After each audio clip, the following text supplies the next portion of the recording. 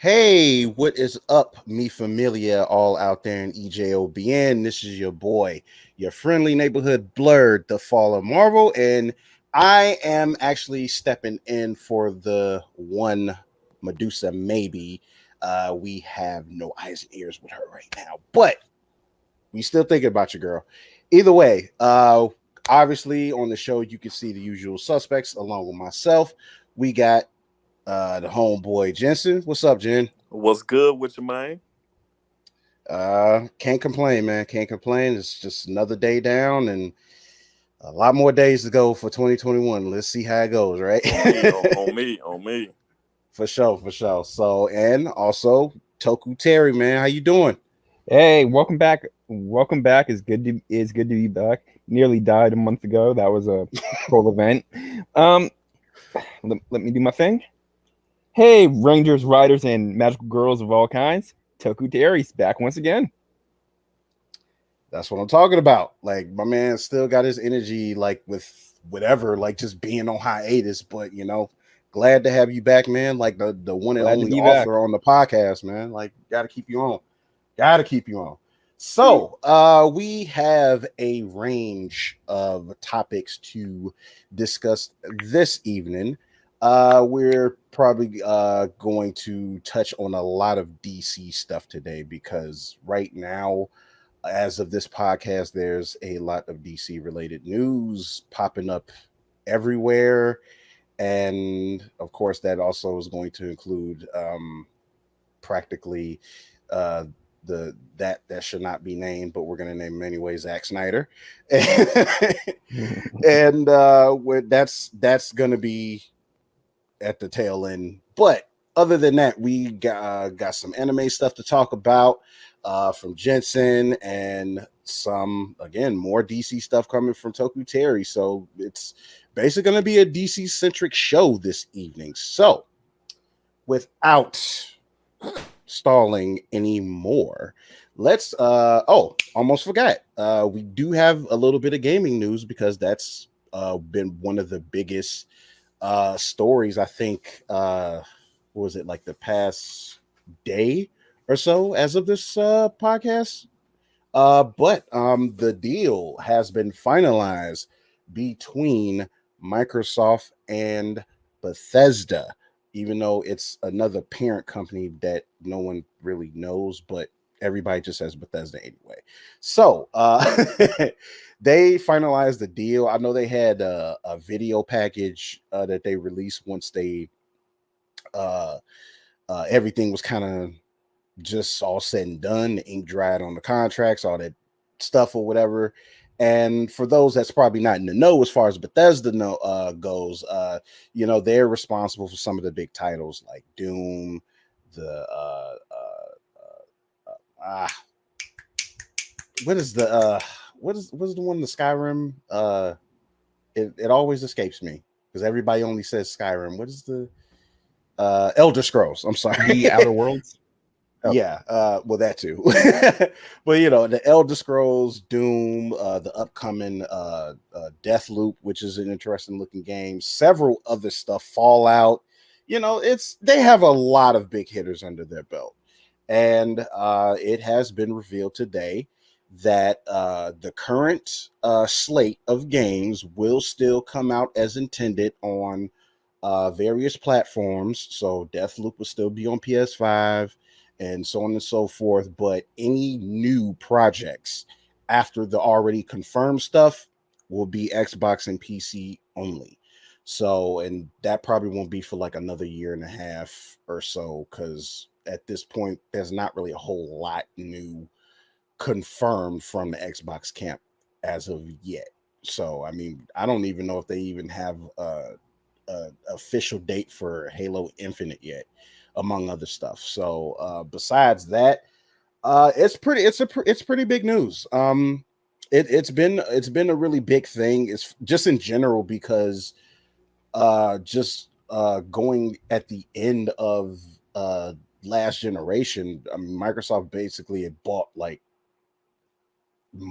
over 15 studios like up to that point, one of them being Ninja Theory.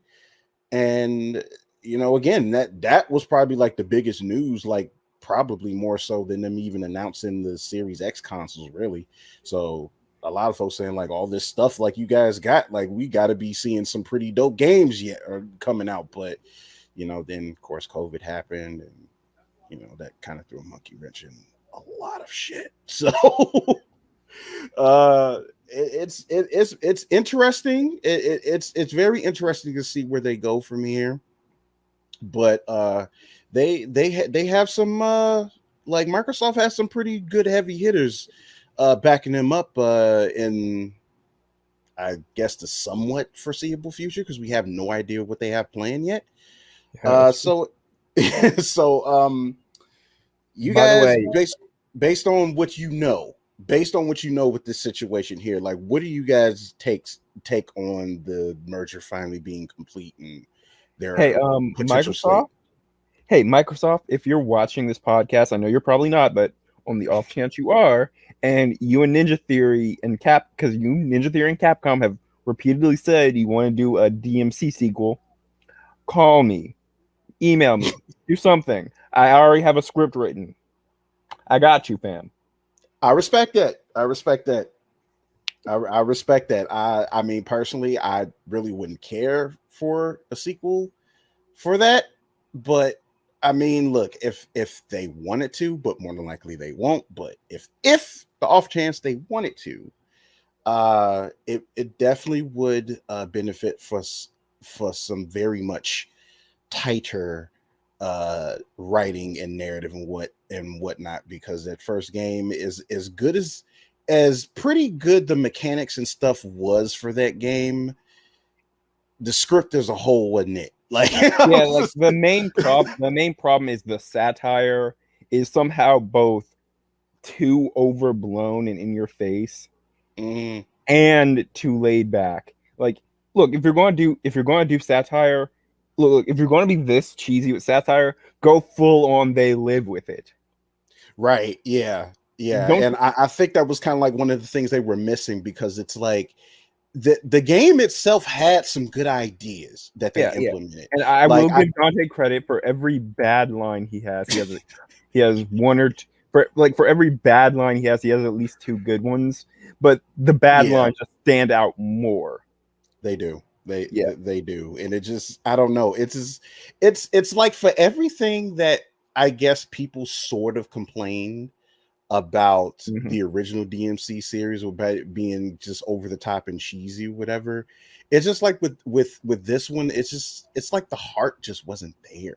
Yeah, like I said, this is why, in my opinion, the best DMC game is DMC 1 and DMC 5, because they found that good proper mix between serious storytelling and overblown action. You gotta get that good mix in there. DMC 2 was too serious.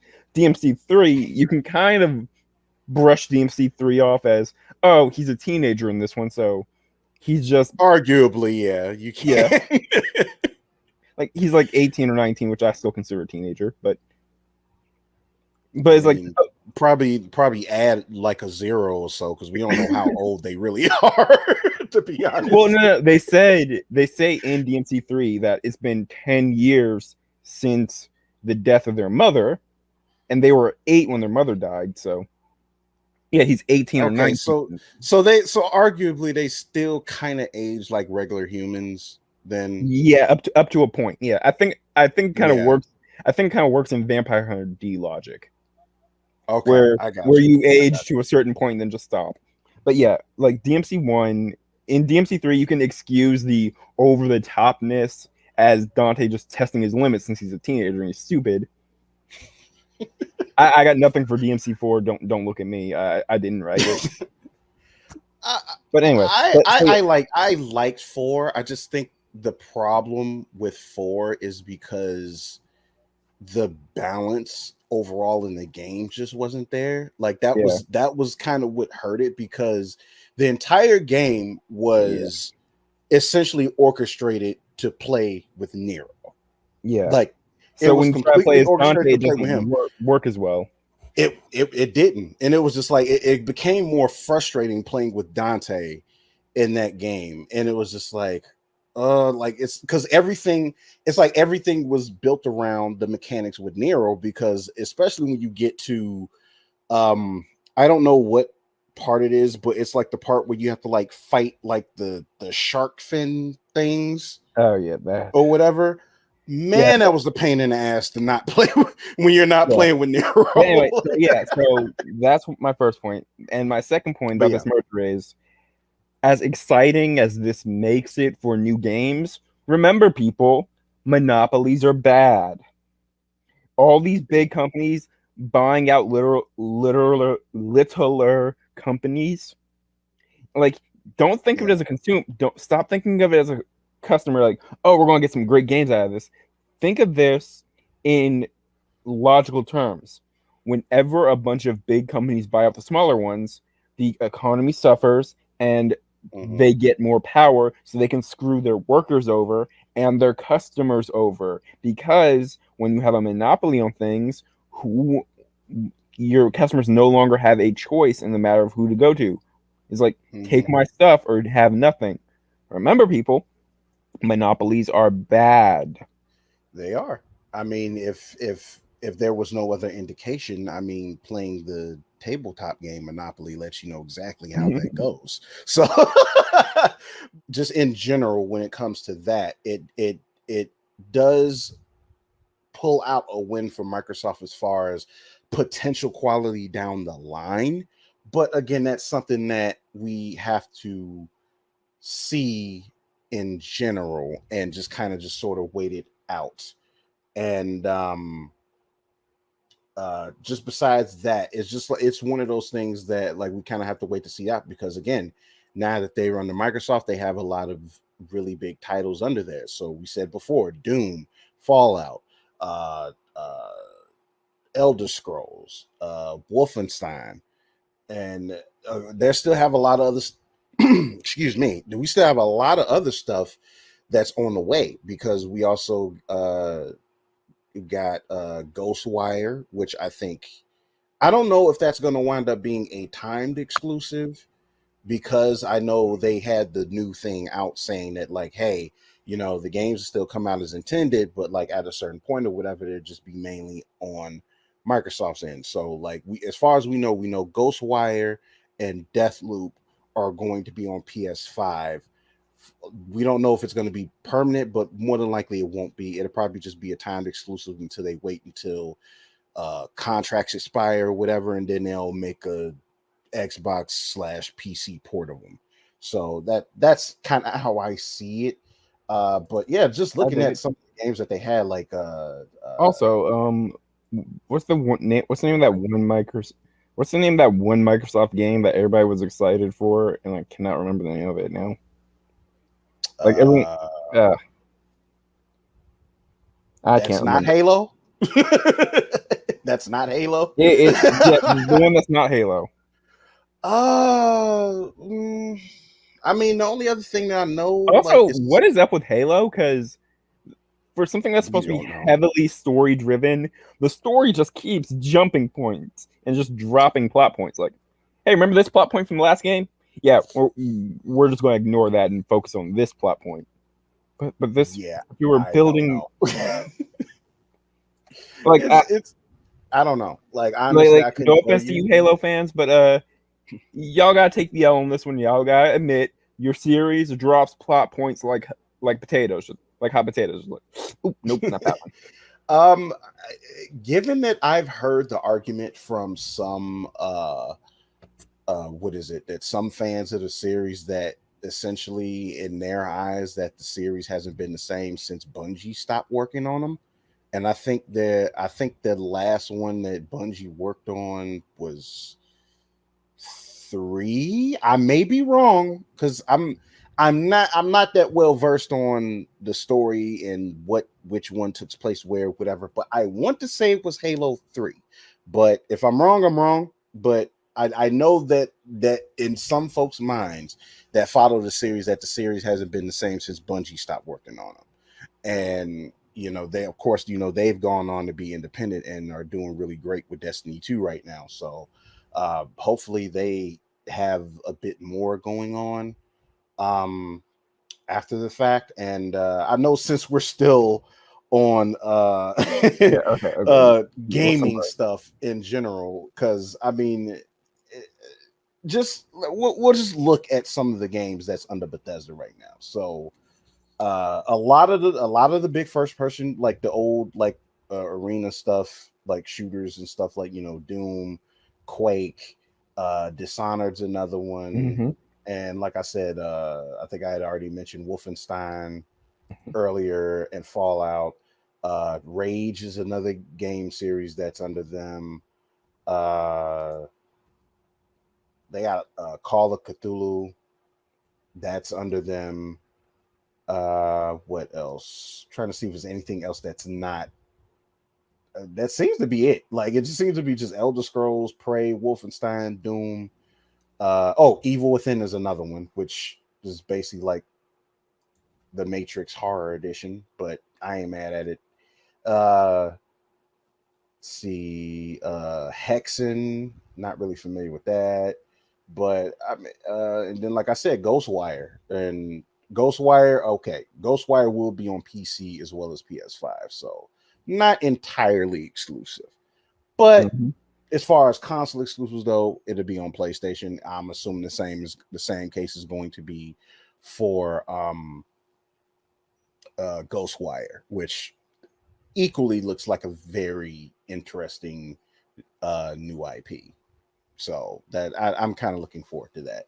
Um, I think like as far as gaming in general, just on this alone, I kind of want to say that it really does look like at this point, whether you're still scoping out to grab a PS5 or a Series X or whatever the case may be, it doesn't look like you can go wrong with either choice. And I think since I'm about give or take what is it, like 5 months into it now, I think about like it's about 5 months, and I now own both. uh I can say that there is a lot of promise with the games that are on the way. Now, this is kind of like my con, like my overall con with the Series X, is that they haven't necessarily been as consistent with the backwards compatibility, considering that's been their hugest selling point for the longest. It's like I know they said that like a lot of it has to do with, oh, we got to get licensing from this, that, and the third. But the problem is a lot of those gaming developers don't exist anymore, and this, that, and that. It's like I don't know if I necessarily. I mean, I'm not saying that it can't be true, but I just personally find it to be lacking, considering that was your biggest selling point with it. Because even just between what is playable on the 360 and what's playable on Xbox One varies quite a bit. And I think I've even seen some instances where they removed compatibility with certain games, not like a whole lot of huge ones, but my younger brother who has one, he was quite disappointed when he found out that 007 Nightfire was not compatible on the 360, and it was at one point. So I don't know if that has something to do with I think it was Electronic Arts that made that game, because I'm fairly certain they licensed a few 007 games during that time. But that's like my really biggest issue as far as the Xbox stuff is, and on the fact that they completely abandoned the Connect uh games too. So it's That's like fair, but in their defense, the Kinect was not very popular. it wasn't. I understand that. Don't like don't get me wrong. I don't disagree with that.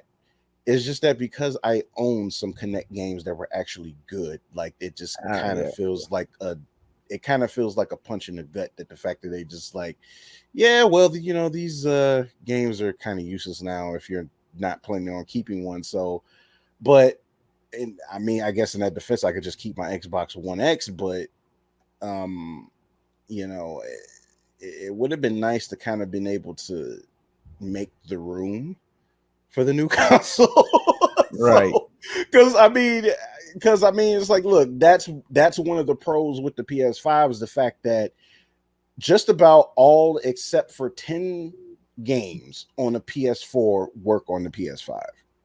And that was said right out the gate, and there's been no complaint about that. It's like the only issue that I have with that, just on that side, is that, and I know it varies from developer to developer, but I know a lot of those developers haven't released any upgrade patches.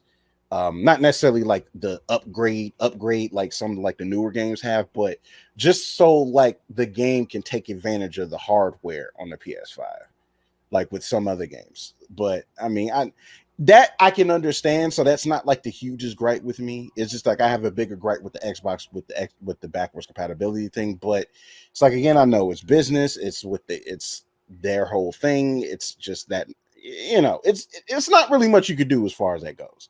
So that's kind of my thought process on it. And I was able, and finally being able to kind of really talk about my experience of having both of these consoles now. And it's going to be an interesting, and later on this year Nintendo is going to say something about their upgraded version of the Switch, which I don't know, like at some point I'm gonna have to get it. It's because I mean, if there's any indication that some of the past games are probably take advantage of the hardware, whatever, it's probably going to be something I might cop later on. How I go about getting it, who knows? But I do kind of hate that they are releasing a second Switch, though, because I just do. So, but Nintendo being Nintendo, they gonna do what they gonna do. Look, So here's how Nintendo works. They can yeah, spend whatever amount of money on whatever stupid thing they want to do because they're Nintendo and nobody going to check them. We're just going to give them our money because we're brainwashed sheep who love Nintendo. We just like be like this. Just be opening our wallets like this. Like, you know what? They made Mario and Link. I gotta give them a couple $100. and that's one of the things that me and Medusa always talking about is just like, bruh, like Nintendo. It's like, look, we want to love you, Nintendo, but sometimes you make it hard. You make it Yes. very difficult. It's like, look, we know you guys saved home console gaming back in the day. We get it. Mario's a staple. Legend of Zelda's a staple. So on and so forth. We get it. But y'all, just listen to some people, man. Like I'm just listen to folks, man. Like especially I mean, it's like, look, gaming is an expensive hobby. It's a no brainer. It is. I mean, but it's amazing. Just like at this point, Nintendo still doesn't believe in sales at all, and they do when March 10th came around, which would be yesterday, as of this podcast. But any other time you try to look for a game, whatever, like you maybe see it at $40, which is usually like the cheapest you can find a Nintendo branded game. Any other time, 59.99 off tops, like every time. So, but just I'm kind of looking forward to see what they do with the next Switch. I know they said that they are going to be implementing screen technology from Samsung, so that's obviously going to look really good. Um, so that's something I guess to look forward to overall. And yeah, I think that's pretty much it that we got as far as like the gaming talk. Do you guys have anything else you want to throw in there before we move on to the next topic? I got nothing. Jensen? Okay. I don't know if Jesse got anything, but but if we have nothing else to delve into, we can go ahead and move on to the next topic, which I believe is Jensen's topic. And he had a few things to bring to our attention as far as anime goes. And one particular anime, but I'm gonna say that for Jensen because now he has the floor. So Jensen, you were up, my friend. Thank you kindly. Well, it's just something I've seen people talk about before. Maybe not as much anymore, but myself is constantly on my mind. It might be a little fanboy in me, but I feel like we really should have had, or we should have, Afro Samurai 3. That's how Mm. make it a trilogy. Anything past that, no, just make it a trilogy. How number 2 ended. I think Resurrection came out like 2007, I believe. Sounds about right. 2007, 2008. Another. I love the story how they went back into the other ones, and with him and Gino growing up, and how it ended with the little kid, and he gave the kid, I believe, the number 2 headband, if I'm not mistaken. Mm-hmm. And so you would think like, oh yeah, it's finna be real. Because I think Afro Samurai was pretty popular too. I'm not saying it was just the greatest, but I think it was pretty popular. Gore, brutal, right in there with the shonen anime type thing. Yeah, it was. I would actually argue it's more seinen than shonen. Fair enough. Fair enough. No Mhm. arguments. Fair enough. Then you Yeah. had the soundtrack, especially Resurrection was probably one of I think the better anime soundtracks. Maybe because I'm a hip hop head, and it was produced by the RZA, and it had the Wu Tang on there, Of or course. members of the Wu Tang on there, on both of them actually. So that might be me just being biased too, but I still just regularly listen to Resurrection's soundtrack, just in general. You know what I'm saying? Um, I mean, I just say like, why not? You got Samuel L. was in it. Anything with his name on it, people, people are gonna look. People are gonna check it out. And then to Right. bring Afro back, to bring one of the more popular black anime characters of all time back on the screen. And I say that like real, real like sternly. Like he is one of the more popular black anime characters like of all time. I Hmm. That's think that's factual. no matter what animes we get in the future, we're gonna get plenty more black anime characters. Afro is always going to be up there. For somebody to speak much, he's always going to be up there in people's favorite anime black characters to me. And so, like, why not bring this guy in, the young boy in, you know, and just Afro again. I guess you could say he's not all the way. I guess in 3 he won't be all the way retired. He kind of like semi-retired. He still has his blade. He still has his blade because he know that Hmm. boy's gonna come for him. For one thing, leaving the number 2 with him, and then killing his adoptive pops, who was what, number 2? Yeah, he was number 2 at the Yeah. time. He was number 2. Um, and then just see the story of the boy. Get the RZA back on the sound. Get the RZA back on there. And get the whole Wu Tang Clan, because I believe Method Man wasn't on it, and I want to say ODB wasn't. But I don't know if he was dead already or not. If I'm wrong, I'm wrong. But I don't think ODB was on the last one. But I know Method Man I don't think was on it. But I could be wrong as well on that. Get the whole Wu Tang. Uh, yeah, because yeah. This was actually like way after he died because Okay, ODB died. okay. Yeah, ODB died in '04. Oh, So okay, yeah, okay. and just to touch on a couple things, Mm-hmm.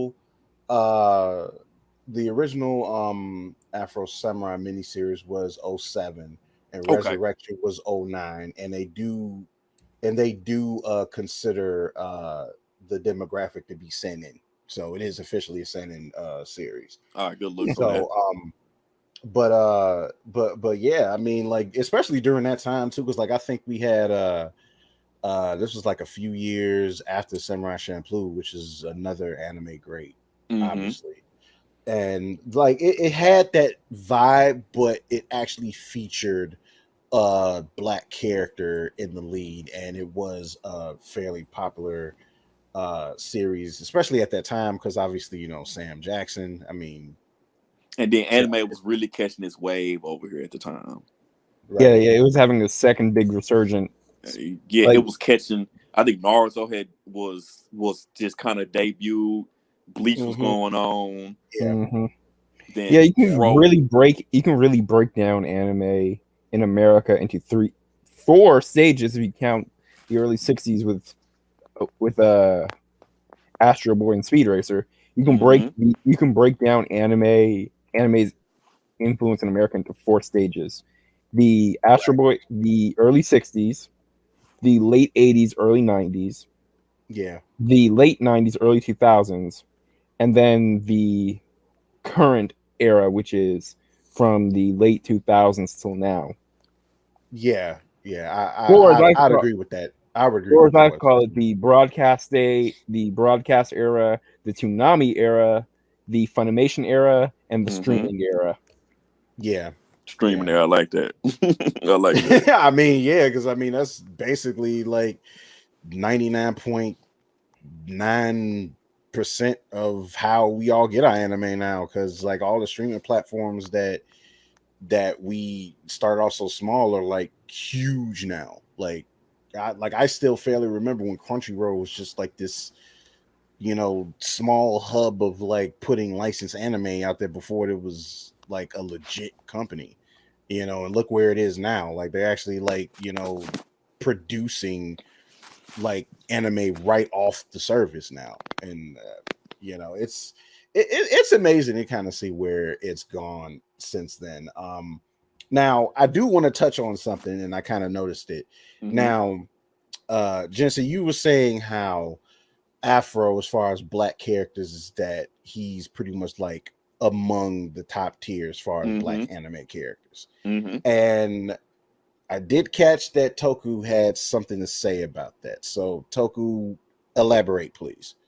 Okay, I just need you to repeat the question real quick. Like as far as like among top black anime characters aside from Afro, which Jensen, there's my girl. at least for Jensen, like he believes like he's maybe like the top, if not the top. I won't argue whether he's top or the top, but of course I'm going to have to mention my girl Jun Hono, who I'm pretty sure Go Nagai in 1975 looked into the future and said, in 1994 there will be a black man born American named Terrence Andrews, and I'm going to create this character specifically to appeal to him. That's the only explanation, because she is a well, technically she's half Japanese, because of course she has to be half Japanese. They would not let a full black woman be the star of the show, be one of the two stars of the show. But she is a black, because her father is a black American soldier, a black motorcycle riding, mech piloting, combat veteran soldier pilot. And I'm just like, this is all of my fetishes. Get out. I mean, hey, I can't dispute what someone views. Hold on, okay. Maybe I shouldn't say fetishes, but come on. Nah, it's on tape now, G. It's on tape now, my dude. All right. That's fair. But let's all be honest. If anyone out there says that's not appealing, like from a character standpoint or any other standpoint, you're a liar. You are a liar, and God's truth is not in you. Hey, I mean, I have to say that like I would have to educate myself a little bit, because I know my anime knowledge only goes back so far.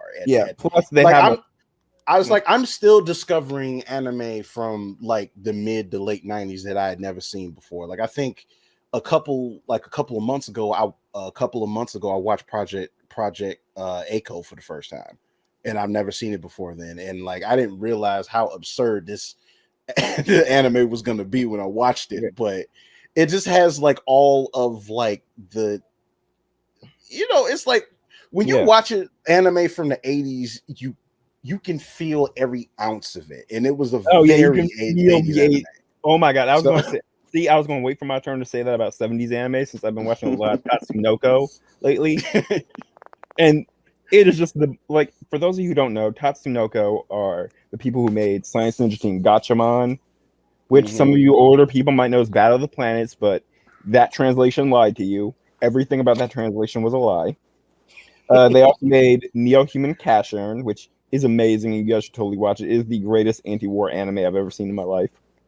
Mm. They also made Hurricane Polymar, which is basically what happens if Spider-Man had the powers of storm and no, not storm, of whirlwind and the if if you took Spider-Man and gave him the powers of whirlwind and the personality of the Punisher, you would have Polymar.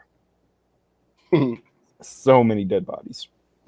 And they also uh, made Space Knight Tekkaman, which is I just started watching it, but so far it's pretty good. They're a really Tekkaman that dates back that far? well, there's two Tekkaman. There's the original Tekkaman series, Space Knight Tekkaman, Right. and then there's Tekkaman Blade, Yeah, which is the Tekkaman Blade one. is what I'm familiar Yeah, with. yeah, the one from the '90s, which is darker than, like most things from the '90s, it is darker and edgier than the original Tekkaman. Because of Right. course it was. It's the '90s. Why would you expect anything different? I mean, yeah, because what Ninja Scroll and came out that was 90s, right? Ninja Yeah, Scroll. Ninja Yeah, Scrolls. Yeah, I think it was like '91. yeah, that was. Whew, Yeah, yeah. but what I was gonna say is there's a lot of really good black people in anime. Hmm. Like we have Joko from Shaman King, who, despite his Hmm. stereotypical appearance, is one of the most powerful and cool characters. And they're fixing his appearance in the new anime. Nice. This Which I man is think we cool. excited talked about about that. that. I think we talked about that before. Yeah. I'm excited about that because I'm excited every time a mangaka or an anime fixes a stereotypical depiction because it's showing Japan actually listens to us and learns. Of Right. course, all credit goes to Shotaro Ishinomori, who did that back in 1980. Right. Because like this is why I like Shotaro Ishinomori, the creator of Cyborg 009, the king of Hmm. manga. That's not me praising him. His actual nickname in Japan is the king of manga. Hmm. But anyway, but he had Cyborg 008 Pyonma, and like the entire Cyborg 009 manga is about overcoming and rejecting stereotypes. But Mm. he didn't know when he made Pyonma that Pyonma's depiction was racist.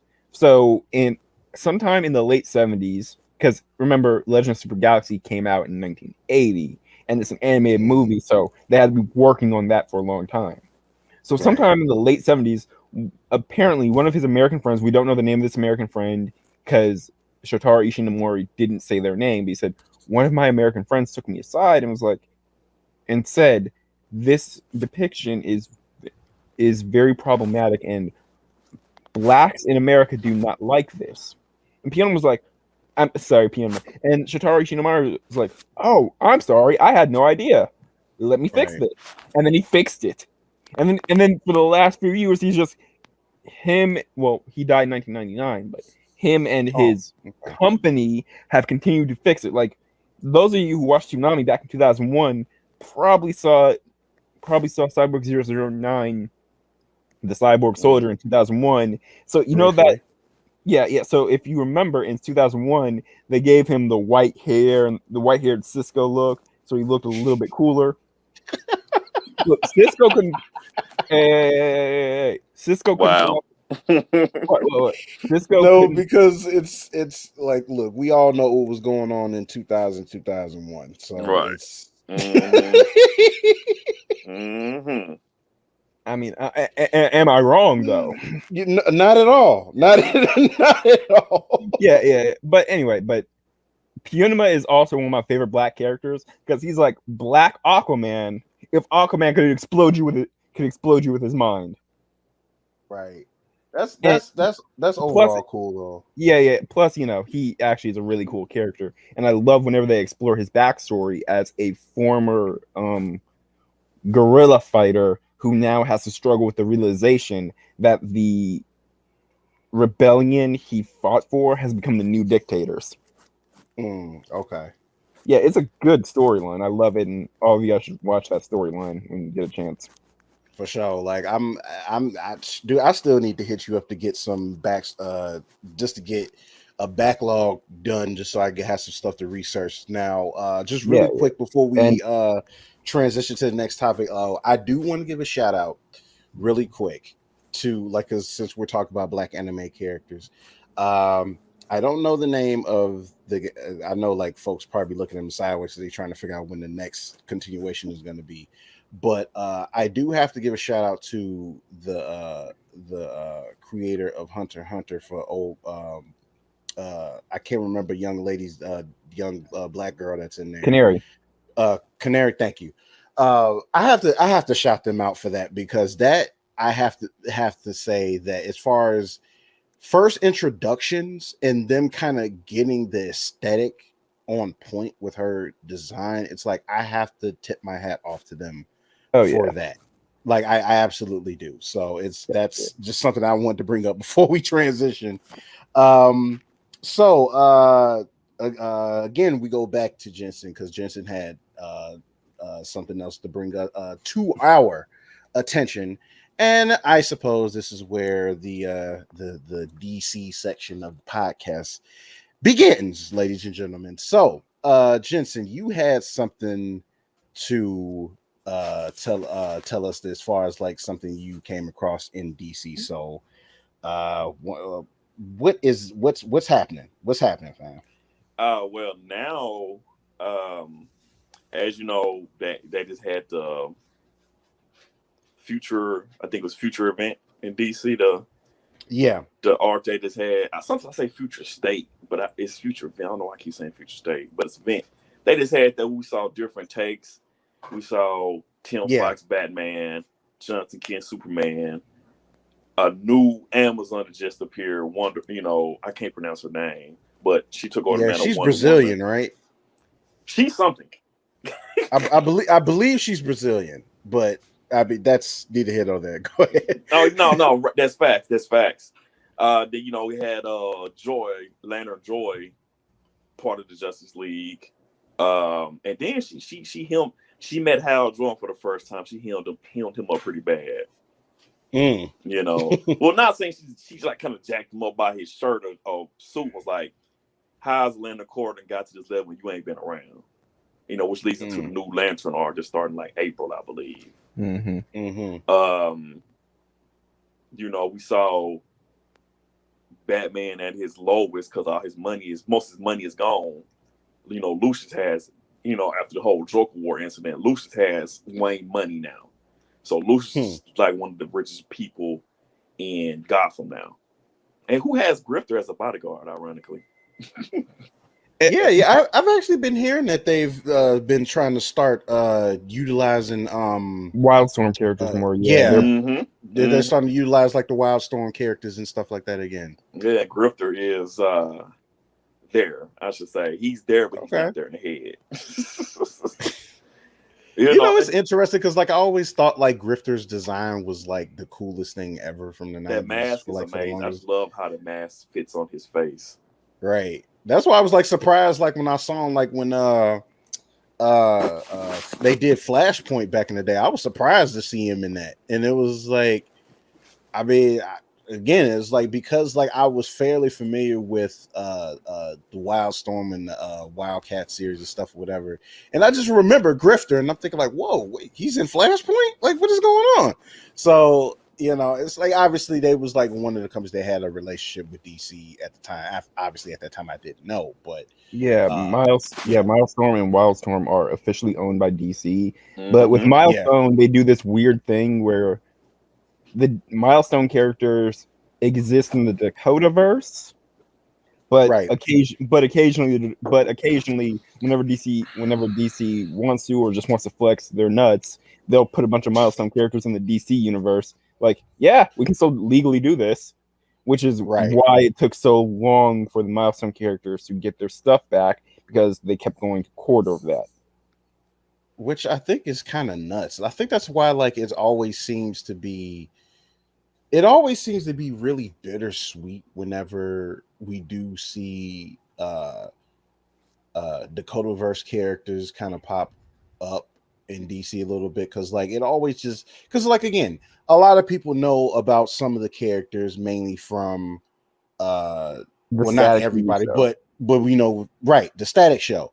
And Mhm. that was like again, like Static was just such like a culture phenomenon in its own right during that time. So a lot of folks is like wondering, like, dude, like, why haven't we seen anything else with him?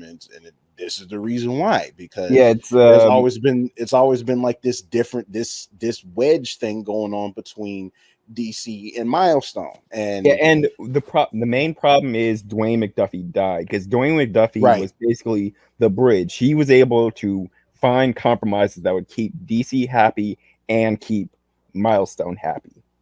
Once he right, died, everything got even crappier. Of right, course, we could yeah. say that about pretty much everything Dwayne McDuffie worked on since. No, I'm not going to talk about Ben 10 again. No. I'm going to keep that rant to myself. Right. All right, moving on. But Jensen, I do want to ask you something, since like I'm sure you're probably more or less caught up with it and at least familiar with it. So what exactly what exactly is going on in Future State? Like, is this essentially just them attempting to like just do another reboot or just restart or continue, like what's happening in Future State? Oh well, I mean, it was just kind of like a little different future, you know. Mm-hmm. Um, but then now with what else is going on, I guess they're bringing some of those into actual canon. At one point, it didn't Yeah. even it doesn't even fit at the time into the main universe. Oh my Yeah, god! that's It was right. just That's right. Can I just? it was just something. Then also we got Redneck from panel for the first time, which is Okay. awesome. They I'm didn't really sorry, they but didn't, Yeah, this go ahead, enrages Terry. me. I'm sorry, this enrages me, and can I rant about it for like a second? no. Uh, just Go really ahead. quick though, because I know where it's going. Just we'll give you a chance to say Yeah, something, Terry. okay. Go ahead, Jensen Futures. But just to piggyback off what Jensen was saying, and I'll let you finish, is that there was something that they said something about, like how like the the other versions of the stuff is like all canon now. Well, The that goes to Frontier, which I was getting into. That's what's happening now, and uh-huh. they explain how like all the different universes are expanding, and the Future State characters, like the Wonder, which who name, I be messing up. Yara Floor. Yeah, her. She showed up. We got Darkseid back finally. Yeah, Supposedly his true form, because he finally rebuilt it from shattered fragments after Superman broke it in Final Crisis. right. So exactly. So he even said he's stronger than what he was before the first crisis, which not too many characters bring up the first crisis as far as Crisis on Infinite Earths. Mm-hmm. Right. We even get like a quick panel of Teen Leonard Kelly was getting ready to talk to the Guardians who actually remember about the first crisis. So you don't get too many characters that remember the first crisis that happened in the DC universe. So Infinite Frontier is now here. Future State pretty much is wrapping it, because Future State, no, I'm sorry, Future Event. I keep saying State. Future Event was going to be just be on a couple months. It wasn't even gonna be here long. They said it from the get go. It wasn't gonna be here long.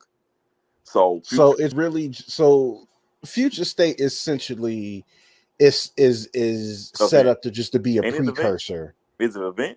Future Event or Future State, Terrence? Well, we'll get to him in a minute, but if I remember correctly, is that because Future State was like the first thing they announced, right? With like No, I'm saying the name was it. Is it Future State or Event? I keep saying the wrong one. No, I know Future State. It is Future State. Okay. The way they explained it is Future State are possible futures that may or may not come true depending on what humanity decides. Which again, DC, call me, because what y'all doing to Connor is just criminal, and I can't take anymore. Okay, I've been saying it wrong. Okay, Future State. So Frontier has started. You see all these different characters. You see see Batman, you see Superman. Wonder Woman is just on a different is on a different is on a different level now because she met the quintessence, and that's what we see. And the people that's not familiar with the quintessence, that's Highfather, that's Hera, that's Zeus, and Phantom Stranger. That's the quintessence. And Ganthian, one of the Guardians. Yeah, Okay. Yep. They're the quintessence who pretty much are like these people that look over the DC universe and what happens, whatever, and the Spectre's there. So they're taking Wonder Woman in between different times or different places and showing her. They're telling her like, "Yo, there's something big, kind of major coming." She says, "I feel something wrong," but they're like, "What you're feeling wrong, what you're worried about, we already have locked up." And it was Dark Side that she was kind of like not getting her finger on it. Who ended up I won't say killing, but it like he killed the Quintessence and the Spectre. And so this is like after she's left, because at first they wanted her to join the Quintessence, but she's like, not yet. Now this is Diana you're talking about? Yes, sir. Diana. Okay. Yeah, Wow. she's there's like 3 Wonder Women now, so we now have to start I using guess. So I guess now we gotta start using their first names: Diana, Nubia, and Yara. Oh, thank you. And that's what I meant. It was on my mind. Nubia, she's been back in there, and then they show her going through the trials to be Wonder Woman, and she completes it in Frontier. So while Diana Wonder Woman is gone, which still has her own solo arc, Nubia Wonder Woman is here. But then the other Wonder Woman has, from the future state, showed up as well. So we have literally 3 different Wonder Womans technically running around DC. One just don't happen to be on the planet at the moment. So it's 2 on planet Earth, and Wonder Woman, and then the Frontier, wherever she was at, was coming, or either was coming back to Earth, I think, or something like that. But regardless, Wonder Woman is key in the Frontier, like she was with the last arc with. Nice. That's a hell of a trinity. And Dark Metal. She's been key in all, not because he's just League member. She's like literally been key in all that from coming fuse of like magic, and they're finally giving her back her all-loving hero status, which is great because I rather prefer the all-loving hero Wonder Woman to the I'm a warrior and I just like. Here's the thing. I know I always rant that she's only killed like a handful of people in the last decade or so. And you can count it on one hand, but because she's killed a handful of people think all she does is kill all the time. And DC's like, maybe we should correct this image a little bit. I mean, did they really have to do a lot to do that though? Because like Wonder Woman has always kind of been like this unicorn that DC always just seem to always keep away if it's not, them trying to utilize Batman or, Superman, and obviously Superman to a lesser extent, as opposed to like the last 2 years, I want to say now. But it's just that like because like Wonder Woman has always kind of just been like, it's like, dude, like folks have been asking for it since the original series with Linda Carter went off. Like folks have been wanting Wonder Woman to come back forever. Then of course, the one pilot that never took off, and which I still have never seen, but I've heard very terrible things about, but that's neither here nor there. Overall, like I just think that just however they're doing this thing, it's interesting, but like in a way it's also concerning because they are bringing in like all the other versions of the characters to some extent that we've all since have either thought has been rewritten or rebooted or whatever. Because now correct me if I'm wrong, but the Superman issue that came out. I think it was a week or so ago. I think it's Worlds at War. That's Kingdom Come Superman, isn't it? It's weird. Like it's Yeah, another it's kind of future state. weird. It's another future state, but it takes a lot of inspiration from Kingdom Come, but it also takes a lot of inspiration from All Star Superman and Superman 1,000,000. So, oh wow, It's a mixture of like of three of Superman's more powerful forms, pretty much. yeah. But yeah, okay. I'm just all right. So what I was about to rant about is Future State's version of Connor and what the current comics are doing with Connor by forcing him to be part of the Suicide Squad. And I'm like, why are y'all so bent on torturing Connor Kent? What did Connor Kent do to y'all?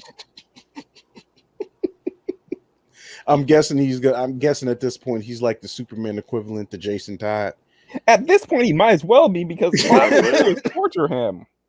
Like first, they kicked him out of the universe. He finally gets back. He finally gets home. He finally gets his friends again.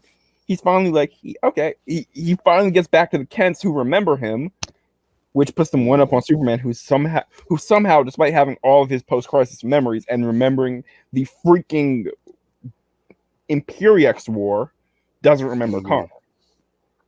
But anyway, yeah, that annoys me, but I'm going to let that go. So the Kents remember Connor. Apparently, sometime after the Connor started living with the Kents again, Amanda Waller kidnapped him and locked him away and forced him to join the Suicide Squad.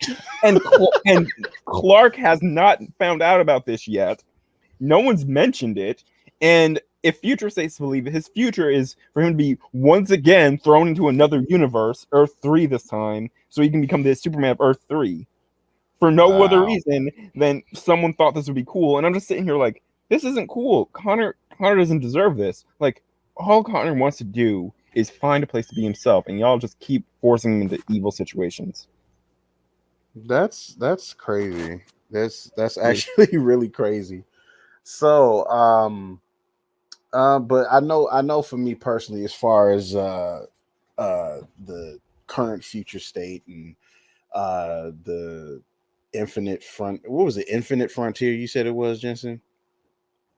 Yes, Infinite Frontier. Okay, yes. So it maybe it's just me.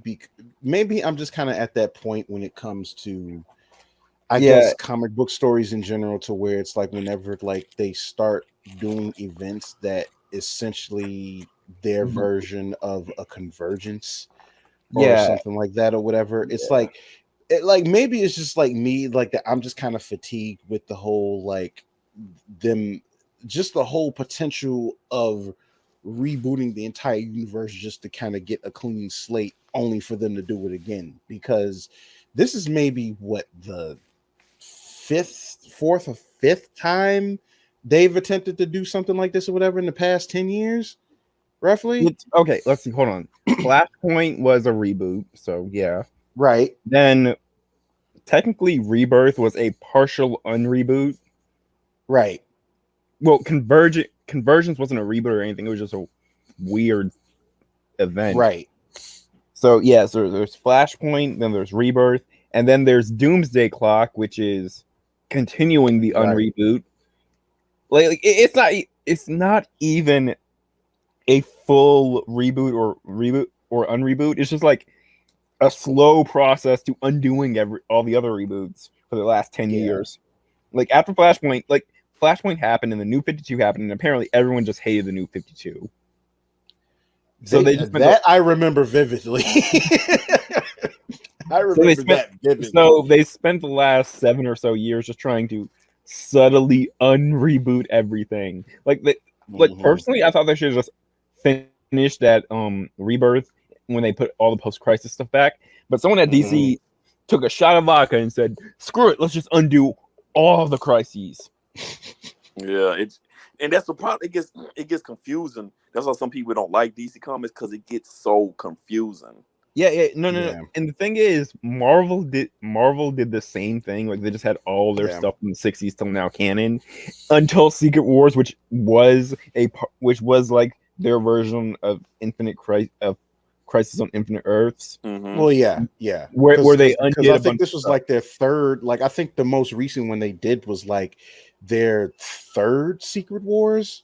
I think it Yeah, was. yeah. Secret Wars in Marvel is basically the if you see the term Secret Wars in Marvel, it should set off the same alarm bells as seeing the word Crisis in DC. Just Yeah, and you're that was going in. exactly what I was thinking too, because of from what I remember, just like I didn't get a chance to really read the third Secret Wars, but I got the cliff notes to know that uh that at least we know a good portion of other established universes are no longer Yeah. exists. So Ultimate was a big one, and I know that Earth no longer exists anymore Oh after yeah, that, Secret that Wars. Earth's gone, and they like that Earth's gone, and then But they keep bringing it back just to destroy it again, and I'm like, just keep it dead. at this, I'm gonna be real. The fact that they went that route to where it's just like, okay, the Ultimate Universe is one of those things that is just, I feel that once they erase it, it should just stay erased, Yes. because it's with even with the good things that come out of it, like Miles Morales and a couple of other things, it was like a lot of other questionable things to It come was out of the trash. Ultimate Universe. So It was So- trash. oh, excuse me. Outside of Miles, it was trash. And Ultimate Hawkeye, it was Hold on. And trash. Ultimate Peter Terrence, Parker. Ultimate trash. Peter Parker was cool.